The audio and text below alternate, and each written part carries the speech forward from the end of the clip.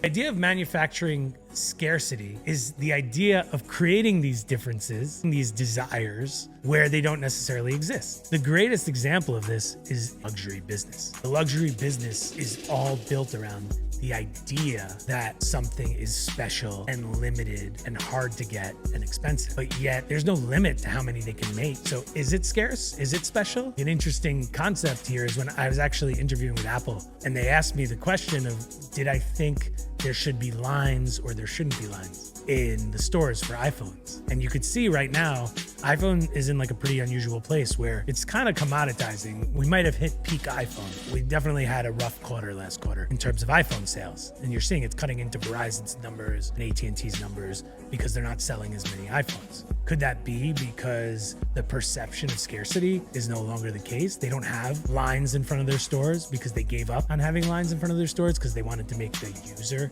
experience better. But that's literally the question they were asking me when they were interviewing me 10 years ago. The jury's still out, but there's definitely not as much demand as there was for the iPhone.